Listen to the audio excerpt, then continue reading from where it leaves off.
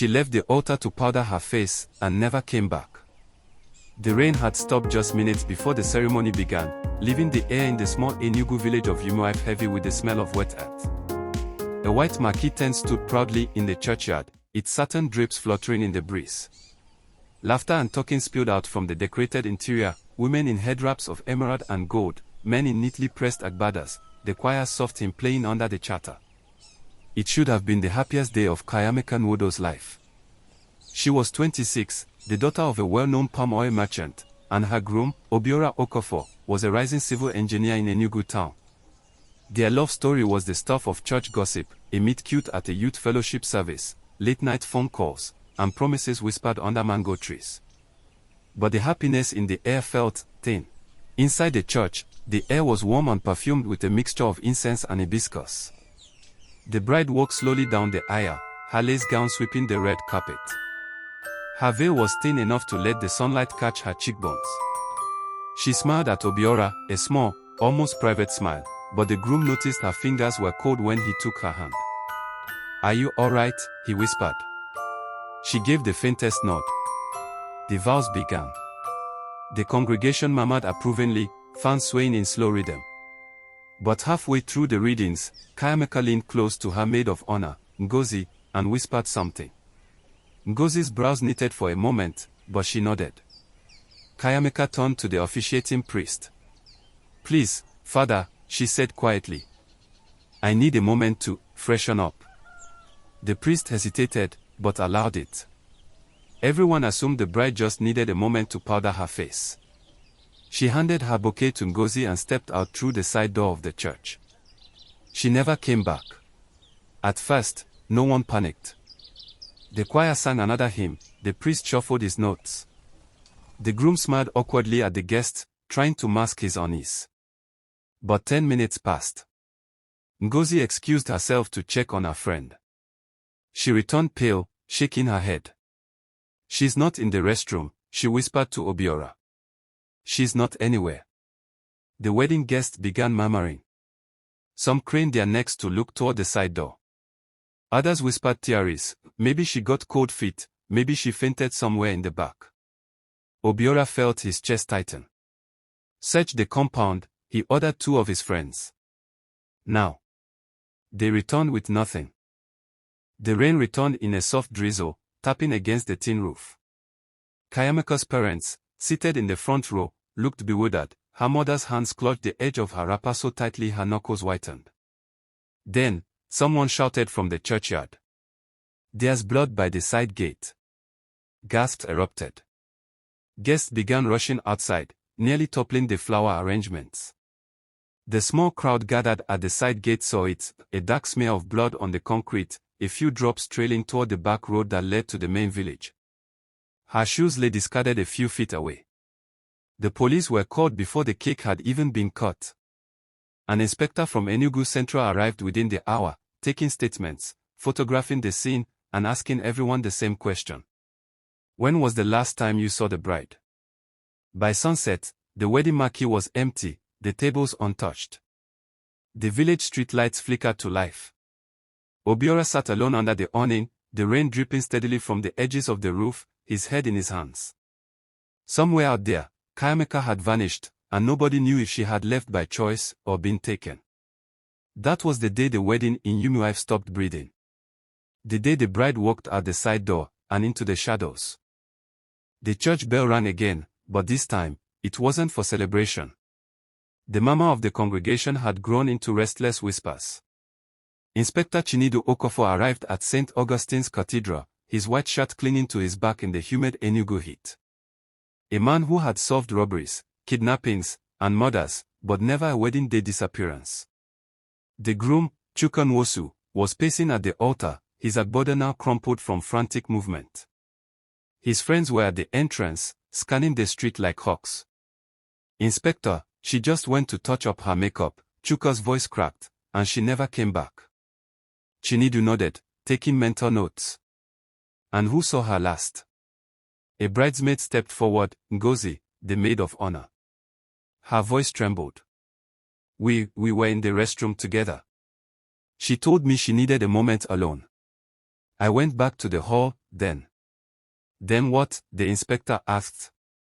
She was gone. Her veil was on the counter.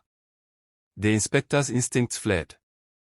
In his experience, disappearances at weddings rarely ended well, and often involved people very close to the bride. He stepped outside into the hot courtyard. The small Enugu street was buzzing with vendors, curious neighbors, and children peeking from behind stalls. The first lead came from an old man selling groundnuts across the road. "She no pass here, Inspector," he said, shaking his head. "But I see one small Toyota drive near the back of church, tinted glass." The inspector's pen paused.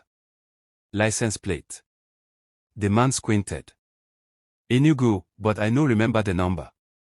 By evening, police had sealed the church's back gate and cordoned the area. Chinedu brought in the anti-kidnap unit, a heavy move, but the groom's father was a retired magistrate, and this was going to make the news. That night, the bride's face, Amarachi Obi, was on every local WhatsApp group. Smiling. Beautiful. Gone. The following morning, Chinedu visited the bride's home. Amarachi's mother sat motionless in the sitting room, rosary beads clutched tightly. The house smelled faintly of palm oil stew that had long gone cold. She wouldn't run, the mother said, her voice breaking. She loved Chuka, or maybe she loved who she thought he was. The inspector leaned forward. "What do you mean by that?" But the old woman only shook her head, eyes fixed on the crucifix above the door. The case took its first dark turn 2 days later when they found Amarachi's phone in a drainage canal 3 streets away. It was waterlogged, screen shattered. The tech unit managed to retrieve one last message she had sent at 1:47 p.m. "Ngozi, meet me behind the church. It's urgent." Ngozi swore she never saw that message. By the end of the week, rumors had exploded across Enugu. She ran away with an ex-lover. She was kidnapped for ransom. She discovered something about Chuka moments before the vows. Chinedu knew the truth was buried in those rumors, somewhere. Then came the break. A boda motorcycle taxi rider came to the station claiming he saw a woman in a wedding dress being pushed into a black SUV at the back road to Enwo. She was fighting, he insisted. Her hand dropped small red purse. The purse was found later in the bushes, Amarachi's initials engraved inside. The inspector's jaw tightened. This was no runaway bride. This was an abduction. And whoever had taken Amarachi knew the church's layout too well. All roads now led back to the groom's inner circle. The rain that had threatened all morning finally arrived, slamming against the tin roofs of Enugu in heavy, uneven sheets. Detective Ikena stood in the dim light of his office, the sound of rain matching the weight in his chest. On his desk lay the stack of files from the wedding investigation, timelines, interviews, CCTV stills, bank statements. Somewhere inside them was the answer that had eluded everyone for days. The room smelled faintly of old paper and ground coffee. He flipped again to the witness statements from the church staff. One detail had nagged at him since the beginning: the powder room the bride had gone to wasn't one commonly used by guests. It was a small, old room near the back, with a door that opened onto a narrow alleyway. That alleyway had no CCTV, but there was one grainy image from a nearby kiosk camera, a blurry figure in a cream dress, face obscured, walking quickly with a man in a dark cap. The timestamp. Minutes after the bride disappeared. Ikena pushed the file aside and reached for his phone. "Get me Chioma Okochukwu," he told the desk officer. She was one of Amoko's closest friends, present during all the wedding rehearsals. Maybe she'd seen something she didn't think was important. When Chioma arrived, her hands twisted nervously in her lap. "Detective, I swear, I don't know where she went," she began, eyes darting. But as Ikena pressed, her composure cracked. She told me something the night before," Chioma whispered. "She said she didn't think she could go through with it. That she'd made a mistake." Chioma hesitated, then added, she was scared. Not of Chike, her fiancé, but of someone else. She wouldn't say who. Just that, she had seen something she shouldn't have. Ikena's mind raced. If this was true, the disappearance might not be a runaway bride case, it could be witness protection gone wrong. He ordered his team to pull phone records. When the results came back, one number stood out, a burner phone that had called Amoka several times in the week before the wedding. It belonged to a man named Obiora Nwofa, a petty criminal with a history of working for bigger men. The rain eased as Akena drove to Obiora's last known address, an aging block of flats with peeling paint. He was halfway up the stairs when he heard movement above. A man bolted from the top landing. The chase was short and sharp. Obiora slipped on wet concrete, and Akena had him cuffed in seconds. Under questioning, Obiora finally cracked. "I didn't hurt her," he blurted. "She asked me to get her out. She paid me to take her to Onitsha that day. She said if she stayed, she'd end up dead." Akena pressed for more. It turned out Amoka had been working part-time at a law firm months earlier, helping on a fraud case involving a local politician. She'd overheard a conversation linking the man to a murder. Days before her wedding, she received a note warning her to keep her mouth shut. The wedding, she realized, would put her in one place, surrounded, unable to run. So she planned her own vanishing. The final lead came from a transport company in Onitsha. A woman matching Amoka's description had boarded a bus for Abakaliki under a false name. The CCTV was clearer this time. It was her.